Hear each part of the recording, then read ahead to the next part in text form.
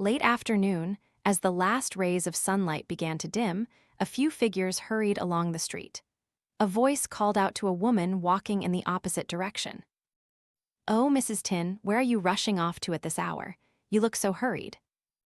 Mrs. Tin, who had been walking briskly, slowed her pace and replied, "I'm going to Mrs. Hoa's house to buy some vermicelli. My children came home, bless their hearts, and I bought ingredients to cook for them, but then I realized I hadn't bought any vermicelli, so I have to rush over there to see if she still has some." The other woman smiled and said, "So your children are back, huh? That's wonderful. My kids probably won't be back until Tet. I miss them so much." Mrs. Tin nodded. "Yes, they arrived this morning, quite unexpectedly, so I haven't done much, just cooked them a simple dinner. We'll plan more later." The other woman nodded knowingly. "Well, you better hurry then. Otherwise, by tonight, Mrs. Hoa might run out. Mrs. Bay also sells vermicelli if you need another option." Mrs. Tin nodded in thanks, bade farewell, and hurried away. Just a few minutes later, Mrs. Tin arrived at Mrs. Hoa's house, known for making vermicelli in the village. Still a short distance from the gate, Mrs. Tin saw a figure standing in front of the house, their back turned. It looked like a young woman. Mrs. Tin thought it must be someone also there to buy vermicelli. Mrs. Tin quickened her steps, calling out, "Mrs. Hoa, do you have any vermicelli for sale?" As she took a few more steps, Mrs. Tin finally reached the gate of Mrs. Hoa's house, where she sold vermicelli. She looked inside, surprised. Just a moment ago, a figure was standing at the door, but now they were gone. Her eyes darted around. "Oh, did she go inside? That was fast," she wondered to herself. She didn't pay it much mind. Perhaps the person had already gone into the house and left. Mrs. Tin called out again, "Mrs. Hoa, are you home? I've come to buy some vermicelli. Do you have any?" From inside the house, a voice replied, "I'm here. Wait a moment, I'm just washing my hands." Less than a minute later, Mrs. Hoa emerged from inside, saw Mrs. Tin, and smiled. "Mrs. Tin, here to buy vermicelli? Good timing, I just finished a fresh batch. How much would you like?" Mrs. Tin smiled and replied, "Just 5,000 dong, please. Oh my goodness, it's so late, I don't know what I would have done if you'd run out." Mrs. Hoa cheerfully answered, "I was busy earlier, so I finished a bit late. Just come inside and wait, it'll be ready soon. Why stand outside and tire your legs?" Without hesitation, Mrs. Tin stepped through the gate and entered the house, following Mrs. Hoa towards the kitchen where she made vermicelli. However, upon entering the house, Mrs. Tin saw no one else, and a flicker of doubt crossed her mind as her eyes scanned the room. Mrs. Hoa noticed her confusion and asked, "Who are you looking for? It's just me here. My husband and daughter have gone out." Mrs. Tin looked around once more, then hesitantly asked, "Oh, so you're the only one home right now, I thought." "Thought what? It's just been me all this time," Mrs. Hoa interjected. "My husband and daughter went out together somewhere." Mrs. Tin looked around again. It seemed Mrs. Hoa was indeed alone, even in the kitchen. But then, she remembered seeing someone standing at the door earlier when she was still outside. Mrs. Hoa had no reason to lie. Mrs. Tin clicked her tongue. "But I thought someone had already come over to buy vermicelli," she said. "What are you talking about? I don't understand," Mrs. Hoa asked. "Well, just now, as I was approaching, I saw someone standing at your front door. It looked like a woman, a young girl actually. When I got to the gate, I didn't see her anymore. I thought she must have gone inside." "That's impossible. I've been busy working in the kitchen and didn't notice anything. But if someone had come to buy vermicelli, they would have called out. Besides, there's no one else in the house right now except you and me," Mrs. Hoa insisted. Mrs. Tin tilted her head, looking puzzled but still full of questions. Mrs. Hoa then said, "But if it's as you described, it might have been my daughter, Lien. Let me call her. Lien, are you home?" From a small room, a voice replied, "I'm here, Mom, what is it?" Mrs. Hoa simply called out to Lien, then told Mrs. Tin, "Oh, it's nothing. I'll tell you later if I need something." Then Mrs. Hoa turned back to Mrs. Tin. "My daughter, where had she gone? I was so busy working, I didn't even notice." They didn't dwell on the matter any further. A little while later, Mrs. Tin bought her vermicelli, thanked Mrs. Hoa, and returned home. In rural villages, Vermicelli is entirely handmade, so the quality is exceptional. Mrs. Hoa meticulously selected her ingredients, making her vermicelli incredibly fragrant and delicious. People loved it so much that many families insisted on having Mrs. Hoa's vermicelli at every meal, so she always sold out quickly. Often, batches were bought almost entirely as soon as they came off the stove. Just then, Lien, Mrs. Hoa's daughter, came down from upstairs, rubbing her hands. She called out, "Mom, do you need any help?"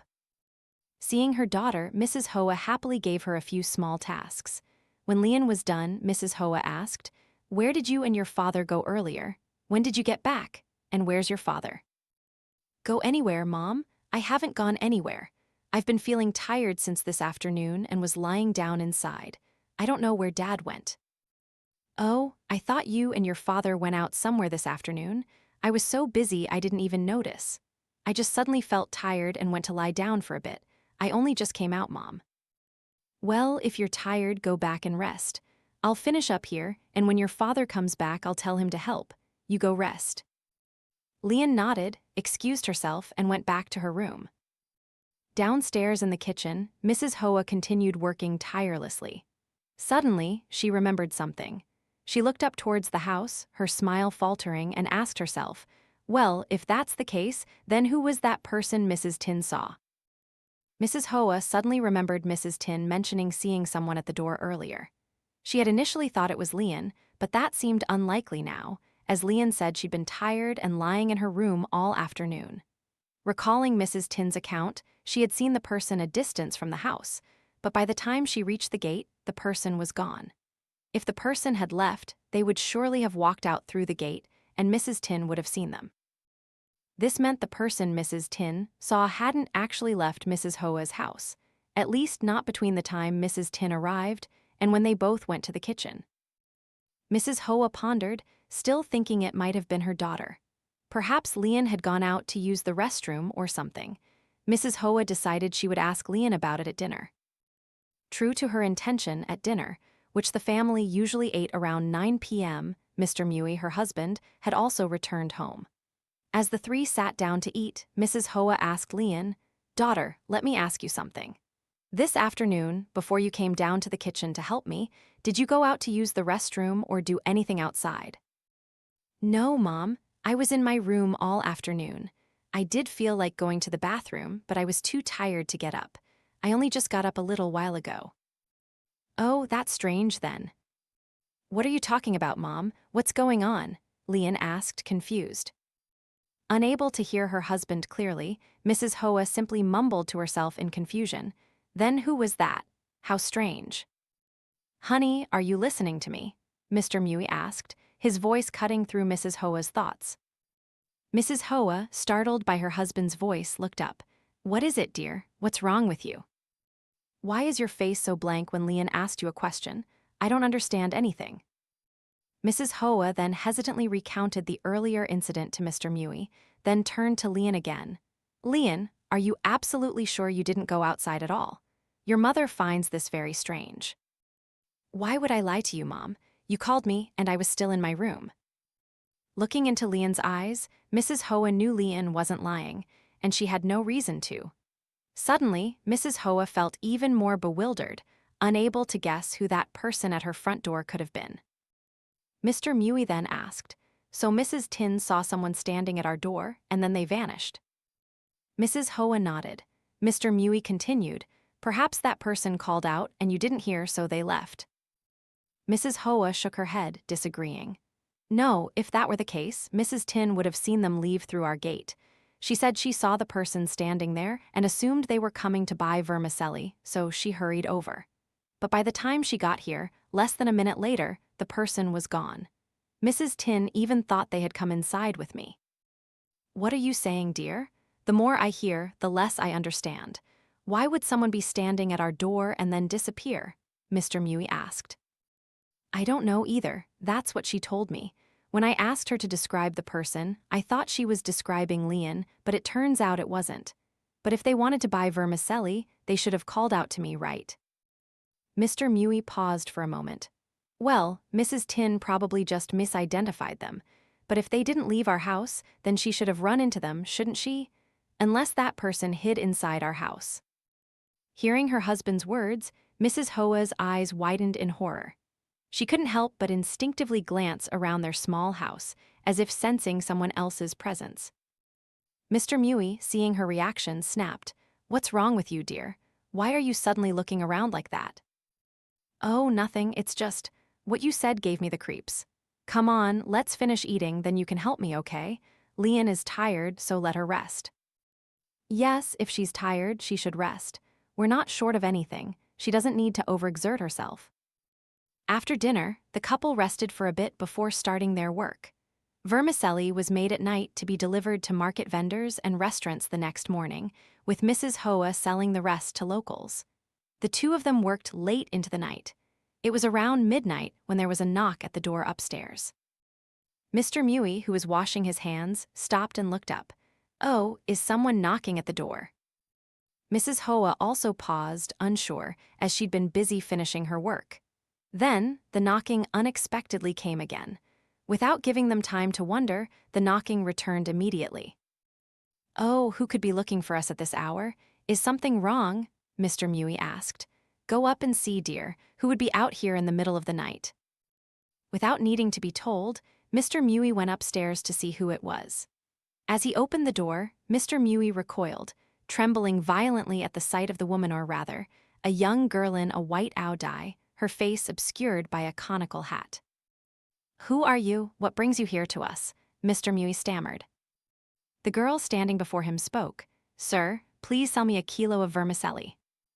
Hearing her reply, Mr. Mui's heart filled with a mixture of confusion and unease. There was something odd about her voice. He didn't understand why she addressed him as sir and referred to herself as a younger sibling junior. This form of address was typically used for elders or those only slightly older. But looking at the girl, Mr. Mui estimated she was at least 20 years younger than him. "Oh, you want to buy vermicelli, do you? I'll go get it for you," he said. To be honest, Mr. Mui was very puzzled as to why someone would come to buy vermicelli at this hour. But since they had come all this way, he couldn't very well refuse when they had vermicelli in the house. So he turned and headed back to the kitchen. Seeing her husband come downstairs, Mrs. Hoa asked, "Who was that outside, dear? What did they want?" "Oh, just someone wanting to buy vermicelli, what else? I don't know whose daughter she is, very young. She was wearing a white dye and a conical hat. She wanted to buy vermicelli at this hour. I nearly jumped out of my skin, thinking it was a ghost. Who knows why she's buying vermicelli at this time of night? She's very young, only a few years older than Lien, if that." "Well, let them buy it then. What else can we do? Go ahead and weigh out a kilo of vermicelli for them, and I'll take it out." Mrs. Hoa nodded and weighed out the exact amount. Mr. Mui instructed her, "Give them a slight discount, dear. It's so late, and they've come all this way. A small discount for them." Mr. Mui happily agreed. He took the bag of vermicelli outside and handed it to the girl. "Here's your vermicelli, young lady." The girl took the bag and paid Mr. Mui. She bowed in thanks, then turned and walked out. The house gate wasn't fully closed, just left slightly ajar. The girl walked out, opened the gate, and disappeared from his sight. Even after she was gone, Mr. Mui couldn't help but feel bewildered. Although the conical hat had obscured more than half of the girl's face earlier, Mr. Mui still felt there was something strange about her. She seemed unfamiliar, as if she didn't live nearby, or even in this village, where almost everyone knew everyone else. What was even stranger was that she was wearing a white dye. Because of this, when he opened the door, he had nearly screamed in fright. But he didn't pay it much mind, closed the door, went back to finish his work, and then went to sleep. A night passed, and the first faint light of dawn had not yet fully broken. Mr. Mui and Mrs. Hoa prepared to get up, getting the vermicelli ready to deliver to the market for their regular customers. This was their daily routine, so after washing their faces, they would feel alert and arrange everything. Then Mr. Mui went upstairs to open the main door. As he stepped outside, he was startled, feeling something soft underfoot. He quickly lifted his foot, bent down to see what he had stepped on, and gasped in horror at the sight. "What is this?" he exclaimed. Mrs. Hoa, hearing her husband's startled cry, came up from the kitchen. "What's wrong, dear? Why are you so alarmed?" At the doorway, Mr. Mui stood rigid, staring down at the ground, his eyes wide with astonishment. Scattered at his feet was a pile of fresh vermicelli. It had been stepped on and was completely crushed. Next to it was a plastic bag. In a voice filled with dread, Mr. Mui whispered, "What is this? Why is there vermicelli here?" Mrs. Hoa had just arrived and couldn't help but gasp at the sight of the crushed vermicelli at her husband's feet, even more astonished than he was. "Oh my, why is there so much vermicelli here? What were you doing, dear, to drop it like this? Now we have to clean it all up." "It wasn't me. I just came up to open the door. I didn't bring any vermicelli. So whose vermicelli is this?" Mr. Mui insisted. "Good heavens, did someone drop it and then step on it, crushing it completely?" Mr. Mui shook his head, firmly asserting that he was not responsible for this. Mrs. Hoa then wondered, "If it wasn't you, then where did this pile come from?" Mr. Mui honestly didn't know how to answer his wife, his gaze fixed on the pile of vermicelli at his feet. He bent down to pick up the plastic bag lying next to it. His hands trembled and his face turned pale. "Isn't this the bag you used to put the vermicelli in last night?" he asked. "When that girl came to buy it, I remember I grabbed a whole bunch of bags. They all look the same. Last night, I put the vermicelli in, but you didn't notice a small hole in the bottom. You said it looked fresh. I said it was fine. What does cooking oil have to do with it?" Mrs. Hoa looked where her husband was pointing and saw the hole, then her face filled with dismay. "Could this be the vermicelli we sold to that girl? Why is it here? What is going on?" Mr. Mui shook his head, indicating he didn't know. Mrs. Hoa then suggested, "Maybe there was something wrong with the vermicelli, so she brought it back and threw it here? Oh no, if there's a problem with the vermicelli, how can we sell it? Did she say anything last night when you gave it to her?" "No, I just gave it to her, she paid, and then she left our house immediately. She didn't say anything." "Goodness, then there must be something wrong with the vermicelli. They couldn't eat it, so they came back and dumped it here. They must be very angry with us. I'll go ask who it was and apologize to them." Mrs. Hoa's reasoning wasn't entirely illogical. However, Mr. Mui still felt uneasy. If there was truly a problem with the vermicelli, would someone go to such lengths? Wouldn't it be more reasonable to wait until morning and come over to discuss it with them? To come back in the middle of the night to throw vermicelli at their house, that was an absurd act. Mr. Mui could confirm that the person had returned here in the middle of the night to do this, as the girl had bought the vermicelli around midnight, and it was still not morning. Mrs. Hoa quickly bent down. It was crushed and ruined, but she still picked up a little to smell it. Then she grimaced. "Oh my, this vermicelli was just made last night, but it smells rotten. Dear, go check the rest of the vermicelli. Is there anything wrong with it? If it's no good, I need to go inform our customers." Mrs. Hoa, disheartened, went down to the kitchen with her husband, where the vermicelli was neatly packed, ready for the market. The couple reluctantly opened the packs to inspect them. However, after a thorough check, they found nothing wrong. The vermicelli was still fresh and perfectly usable. Mrs. Hoa clicked her tongue. There's nothing wrong with the vermicelli, but the pile outside, it smelled rotten. That's really strange." Mr. Mui thought for a moment, then suggested, "Perhaps the vermicelli was left outside all night without proper storage, so it spoiled quickly. The rest is still fresh, so let's just take it to the market." Mrs. Hoa nodded, agreeing with her husband, but still wondered, but why would someone return the vermicelli? Who knows, maybe it didn't agree with them, but to do that, that's really excessive. If I knew whose child it was, I'd go over there and demand an explanation for their behavior. "Oh dear, why make such a big deal out of it? You go out and deliver to the market, otherwise you'll be late." The couple took the vermicelli to the market, quickly leaving the house. Only Lien remained, resting in her room. Lien had always inherited her parents' hardworking nature. However, she had been feeling unwell since yesterday afternoon, perhaps coming down with something, so she stayed home today instead of going to sell with her mother as usual.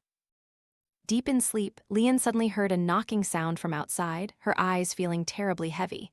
A headache made her wince, wondering what was happening to wake her up. The knocking came again. Lien's eyes scanned the room, noticing the sky was beginning to lighten. Her parents were probably no longer home, so she forced herself to sit up, tiredly calling out, "Who's there? Who is it?" The knocking continued, so she wearily gathered her strength to get out of bed and go outside. She was surprised to find someone at the door so early. The person was wearing a white owl dye and a conical hat. A little surprised, Lien asked, "Sister, what can I do for you? Have you come to buy vermicelli?" Lien realized the person at the door was only a few years older than her, so she called her sister. The person nodded and said, "Please sell me a kilo of vermicelli, sister." Just like Mr. Mui the previous night, Lien felt a chilling eeriness in the voice, but she attributed it to being early morning, feeling tired, and having a headache. So she looked down towards the kitchen and replied, "You want to buy vermicelli, but my mother and father have both gone to the market. There's probably nothing left at home. You should go to the market later, maybe near closing time tomorrow." The girl shook her head. Lien was now a little curious, having met her 3 times without ever seeing her face. Her eyes were fixed, trying to catch a glimpse of the face hidden behind the conical hat, but no matter how she looked, she couldn't see it. Suddenly, the girl spoke slowly, lifting her face from beneath the hat. "I didn't come to buy vermicelli. I came to find you, to find you." As she spoke, her face, hidden behind the conical hat, clearly revealed itself. But for some reason, Lien saw her own face. Lien screamed in fright, covering her mouth with her hands, her legs trembling as she stood rooted to the spot, staring at the face opposite her. Then she vaguely felt it was like herself, but not quite. In the blink of an eye, the face was gone, replaced by a completely unfamiliar one. The girl continued to stare with a strange, vague, and profound look in her eyes. Before Lien could say anything, the girl's hand pointed to one side, down towards the house's foundation. Lien instinctively looked but understood nothing. When she looked back, the girl was gone. Lien frantically searched everywhere. In just a few short moments, the girl had vanished without a trace. Lien stumbled back inside, quickly closed the door, and stood still, panting. No one needed to tell her. By now, she knew what she had just encountered. She also understood why her parents had acted so strangely when they mentioned this girl before. From that moment on, Lien never dared to open the door carelessly again, fearing she would encounter that ghost. From that day on, time seemed to pass very slowly for Lien. Every sound outside, every rustle, she imagined it was the sound of knocking. She would lie huddled in bed, pulling the blanket up to her neck, only her face visible. The room was lit with a few oil lamps to keep it bright. She didn't know how long it had been, but a wave of drowsiness swept over her, making her eyes droop. She tried to keep them open, thinking that if she fell asleep, she wouldn't know what might happen. Lien tried to force her eyes open, but after about 10 minutes, they slammed shut, and she fell into a deep sleep without knowing it. That night, after she had been asleep for a while, Lien slowly awoke to strange noises outside. Her mind alert, she finally heard faint digging sounds coming from outside the door. Her body tensed up, trying to endure the sounds. They didn't stop for a second, they continued steadily. Lien grew more and more frightened, realizing that the more afraid she was, the more curious she became. Lien wanted to know what that sound was, so she quietly sat up. The digging sounds grew more urgent, increasing her curiosity. Unable to resist, she gritted her teeth, got up, and crept outside. As she walked towards the front door, the sounds grew louder. Lien cautiously unlatched the door and slowly pulled it open to one side. There, in the exact spot where the girl had pointed earlier, was a shadowy figure looking at something. Lien instinctively called out, "Who's there?" Outside, the figure had just lifted a shovel, about to bring it down, but stopped at her question. It slowly turned its head to look at Lien. Lien gasped and backed away, realizing her action was foolish, but it was too late to correct it. The dim light from inside the house was just enough for Lien to see the face turning towards her. Not only that, but Lien also saw 2 feet on the ground next to the digging. Her mouth slowly widened as she understood what it was. Indeed, as Lien thought, looking closer, she saw a person lying on the ground and next to them, a man slowly turning his face towards her. It was a very familiar face. It was Mr. Mui. Lien stammered, Dad, what are you doing here?" Lien saw her father digging up the ground and next to him, a girl lying sprawled, looking like a dead person. Lien screamed in utter horror, but the man opposite her didn't react. He simply offered a sinister smile. He paused his work, shovel in hand, and lunged towards Lien, standing still. He swung the shovel, preparing to strike the sharp blade onto Lien's head. Lien saw this but was too terrified to move, frozen in place, only able to stare straight at the shovel descending towards her head. When it was less than a hand's width from her skull, she squeezed her eyes shut and let out a startled scream. Lien gasped for air, her eyes darting around. The only thing was she was still in her small, dimly lit room. It had all been a dream, but it felt incredibly real. Lien began to think about what had happened this afternoon, the spot where the girl had pointed, and where the man with her father's face had been digging. Lien began to feel that this was more than just a dream. The girl she met might actually exist in this world, but now she was dead. And if Lien's fleeting thought was correct, the girl was lying right under her house's foundation. From that moment on, Lien didn't dare to lie down again. She sat leaning against the bed, thinking about everything she had experienced.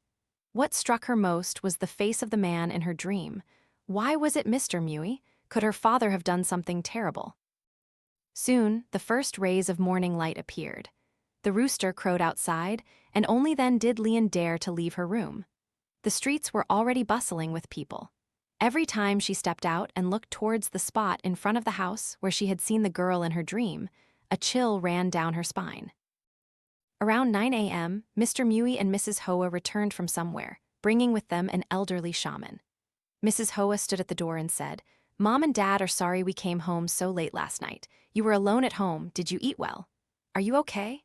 Lien nodded to her parents and the old man, replying, "I know, Mom. You were home late and then you didn't come back, so I assumed you wouldn't be back." Lien's eyes then darted to Mr. Mui with a scared look, causing him to be confused. "What's wrong, daughter? Why are you suddenly looking at your father like that?" "Oh, nothing." After saying that, Lien took her parents' belongings and went inside the house. Lien's look left Mr. Mui utterly bewildered. Oh, what's wrong with these two children today? After just one day away, they're like different people. Lien was somewhat withdrawn, but no one explained. Mr. Mui turned to the elderly shaman they had brought home. "Master, please come in. Let me carry your things. Don't mind my daughter, she's a bit odd. I hope you don't mind." Suddenly, the old man spoke. "Sir, don't you see the fear in your daughter's eyes when she looked at you? Is she afraid of you, sir?" "Afraid of me? I'm her father. I adore her. Why would she be afraid?" Mr. Mui retorted. The old man clicked his tongue and shook his head. "I didn't mean to scare you, sir. But I suspect that last night, when you weren't home, the child encountered or saw something related to you, which is why she's so frightened when she sees her father now. We need to ask her about this." Mr. Mui nodded. "Well, let me try to ask her then. Master, please wait a moment." "No, don't do that. Everything needs to be done gradually." Mr. Mui complied, taking the shaman's belongings into the house. The shaman entered and looked around, his face quite serious. When he looked at the family's altar, he suddenly frowned and asked Mr. Mui, "Sir, may I ask whose pictures are those on the altar?" Without thinking much, Mr. Mui replied, "There's no secret, Master. The leftmost picture is my father's and next to it is my mother's. Both have passed away. My mother passed when I was young, and Lien's grandfather, my father, passed 3 years ago, Master."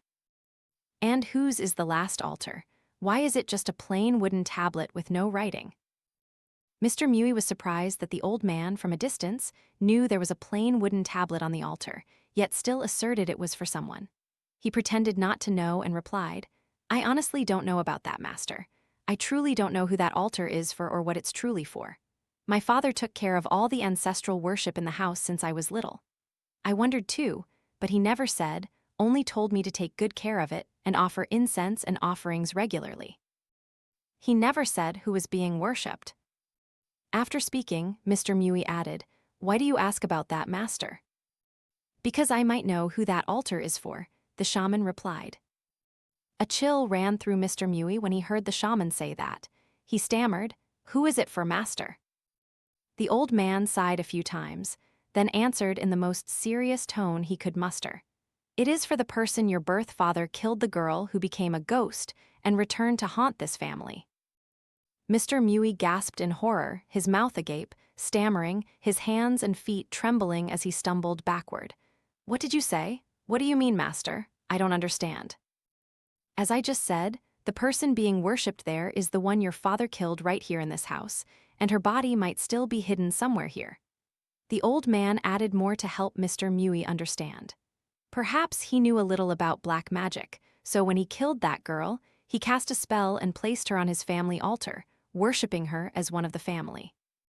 However, to do so, her body must be buried nearby, perhaps even under this house's foundation, right where you and I are standing.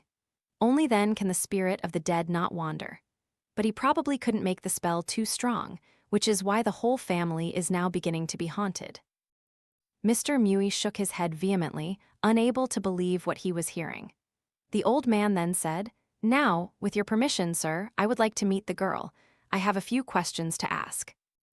Mr. Mui agreed, and Lien was called out. Lien still looked at her father with fearful eyes. The old man then asked, "Granddaughter, can you calmly answer a few questions for me?" Lien nodded. The old man continued, "Did something unfortunate happen to you last night at home? Something very frightening?" Lien nodded again. The old man then said, "And surely you were very scared, and what you saw was related to him, your father, isn't that right?" Lien, realizing she hadn't said anything yet, but the old man already knew, quickly nodded. "Yes, I saw it. He is a murderer." Mr. Mui and Mrs. Hoa were both stunned to hear this. Their mouths hung open. Only Mrs. Hoa recovered first, pulling her daughter closer and saying, "What are you saying, child? Don't talk nonsense." Lien recounted everything she had experienced and dreamed the previous night, affirming that the person she saw in her dream was indeed Mr. Mui. Mrs. Hoa sighed, thinking it was just her daughter's dream. But Mr. Mui's face kept changing color. The old man then said, "Granddaughter, don't be afraid. What you saw may be real, and it has indeed happened here. However, the person you saw in your dream was not him, but your paternal grandfather when he was young. It's normal to mistake them as they look alike." Lien tried to recall and nodded in agreement. Perhaps in her dream, seeing that face, Lien immediately thought it was her father, but upon reflection, it wasn't exactly the same. The old man continued, "Just as I thought, the ghosts in the house don't just appear, everything has a cause. The father eats salt, the children drink water. Fortunately, that spirit hasn't yet turned into a demon and can still be appeased." Then, the old man continued to ask, "And the place where you saw that person digging was outside the house's foundation, wasn't it?" Lien nodded. The old man continued, "Then we must quickly dig there to see what's underneath." The old man asked for the couple's opinion. Mr. Mui and Mrs. Hoa agreed. They immediately prepared shovels and spades to dig up their house's foundation. "So we dig now, master?" Mr. Mui asked. The old man shook his head. "Not yet. First, we must take down that altar. It's not appropriate to worship someone who isn't family here. Moreover, its purpose is to worship a ghost. The spirit needs to be worshipped elsewhere in its own home. If that's not possible, then at a pagoda." After speaking, he told the couple to prepare a boiled chicken. The chicken had to be plump and healthy. Also, a pot of sticky rice and some other offerings for the ritual. When everything was prepared, the old man began his work. He mumbled prayers, while Mr. Mui and Mrs. Hoa knelt beside him, hands clasped, praying along. When Mrs. Hoa looked up, she gasped in horror. The chicken on the plate of sticky rice had turned completely black, looking like rotten meat, and she could smell a foul odor, like spoiled food. Frightened, Mrs. Hoa didn't dare to look anymore, closing her eyes and mumbling her prayers. After a while, the old man signaled, "It's done. Quickly, take that wooden tablet down and place it outside on the doorstep. We will do this work once more." As he said, everything was brought out to the doorstep again, and the prayers continued. When it was finished, he told Mr. Mui, "You can start digging now." Everything was moved aside. Mr. Mui took a shovel and spade and began to dig. More than 30 minutes passed, and the hole was only a short depth, still revealing nothing. The old man gestured for him to keep digging until it was done before dark. Mr. Mui continued to exert himself, and indeed, after digging about another meter deep, he was horrified to see white bones lying in the earth. Mr. Mui, Mrs. Hoa, and Lien huddled together, trembling. "Good heavens, what is this?" they cried. The local authorities were quickly informed and arrived to conduct an investigation into the discovery of human remains under a resident's house. Through forensic methods, they concluded that these were the remains of a young girl who had died a very long time ago. However, no one in the area had reported a missing person, so it was assumed this girl lived alone. The incident at Mr. Mewey's house became a topic of much discussion among the villagers. Oh my God, someone was buried under their house for years, and they didn't even know. That's truly terrifying. If it were me, I'd just abandon the place and move somewhere else. How could you live there, or at least move to another part of the house? Many people nodded in agreement, bewildered. If they were bewildered, Mr. and Mrs. Mewey were 10 times more so. But it was Mr. Mewey's father who would have been even more startled if the incident had come to light during his time. That year, after his wife passed away, Mr. Mewey's father never remarried, remaining single. Everyone thought he was devoted to his wife and children, and they admired him greatly. But it turned out that wasn't true. He had romantic relationships with many people, and the person buried here was one of those girls. She lived alone and engaged in a sensitive profession everyone knew what it was without being explicitly stated. To avoid gossip, he didn't go elsewhere to satisfy his desires, but did so right in his own home. Several young girls often came to visit him for pleasure on weekends. He would take his son, Mr. Mewey, to his maternal grandmother's house to play. According to an elderly woman who used to interact with Mr. Mewey's father, these girls would arrive as if they were coming to buy vermicelli. Upon arrival, they would simply call out loudly, "Sir, please sell me a kilo of vermicelli," and that was how it worked. After the act, he would pay them and give them a bag of vermicelli to take home, so as not to draw attention. This girl also came to provide services for Mr. Mewey's father. However, it seems that in a moment of passion, he accidentally strangled her to death. It wasn't intentional, but killing someone meant bearing a sin. So, in fear, he tried to dispose of the body and decided to bury it right under his house's foundation. Over time, the house didn't change much, so no one discovered the incident.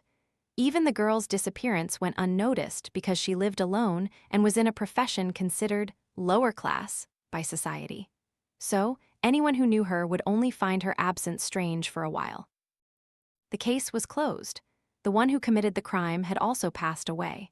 Relatives could not bear the sins of the previous generation. Mr. and Mrs. Mewey also stopped their vermicelli business, eventually selling the house and moving away, living quietly. May the girl's soul rest in peace, and may no one in future generations ever have to face such a tragic story again.